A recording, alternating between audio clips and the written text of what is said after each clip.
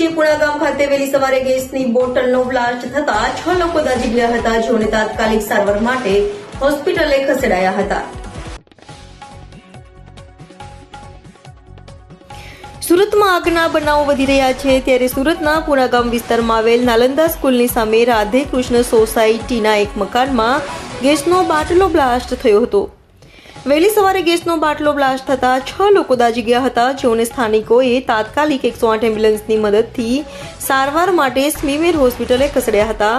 તો ગેસનો બાટલો બ્લાસ્ટ થતા મોટો અવાજ આવતા લોકો પણ ઊંઘમાંથી જાગી ગયા હતા. તો ગેસ બોટલ બ્લાસ્ટમાં દાઝેલા 6 લોકો 30 થી 40% જેટલા દાઝ્યા હોવાનું કહેવાય રહ્યું છે. હાલ તો સ્મીમેરમાંથી તમામ દાઝેલાઓને વધુ સારવાર માટે કિરણ હોસ્પિટલે ખસેડાયા હતા.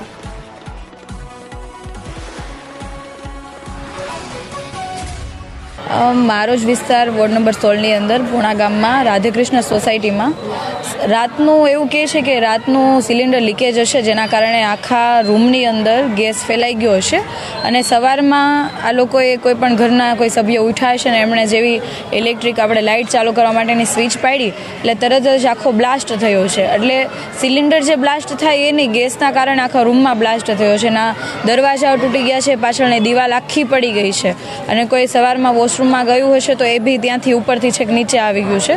એટલે આવી અમને અહીંયા આવ્યા એટલે રૂબરૂ ત્યાંના લોકોએ અમને માહિતી આપી અને સવારમાં અમે સ્મીમેરમાં ગયા હતા કે કેટલા લોકોને દાઝ્યા છે, કેટલા લોકો ઘાયલ થયા છે, કઈ પરિસ્થિતિ છે જાણવા માટે અને સારવાર બરોબર મળી રહી છે કે નહીં એ બાબતે જાણવા.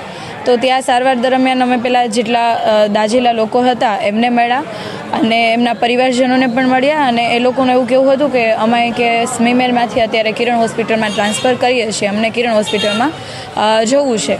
એટલે 3 જેટલા પેશન્ટને સવારમાં શિફ્ટ કરી દીધા અને ત્યારબાદ અમે ત્યાં હતા ત્યારે બીજા 3 જેટલા પેશન્ટને કિરણમાં શિફ્ટ કરતા હતા.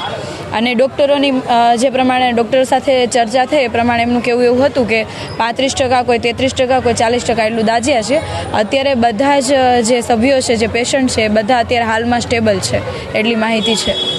Bhupendrasinh Raj, Pune fire station sub fire officer. Gas bottle leakage હતો અને લીકેજથી જે ઘરમાં બ્લાસ્ટ થયેલ છે.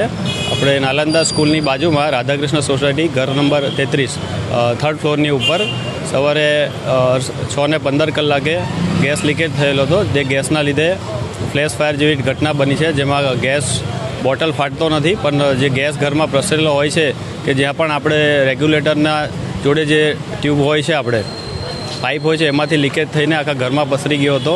ત્યારબાદ સવારે કોઈએ માચીસ કે જેવું કંઈક સ્પાર્ક જેવું થયું હશે તેનાથી બ્લાસ્ટ થયો હતો, જેનાથી ઘરમાં રહેલા તમામ સભ્યો, જેમ કે તેમના નાના 3 બાળકો હતા ને 2 મોટા માણસો હતા અને એક અન્ય માણસ જે બાજુમાં હતા તેઓ ટોયલેટમાં હતા, તેઓ દાઝી ગયેલા હતા. તેઓને તાત્કાલિક ઘટના સ્થળેથી આપણે સ્મીમેર હોસ્પિટલ ખાતે શિફ્ટ કરવામાં આવ્યા છે. તેમને લગભગ 60 થી 65% જેટલા તેઓ દાઝી ગયેલા છે. અત્યારે તેમની હાલત નાજુક બતાવી રહ્યા છે.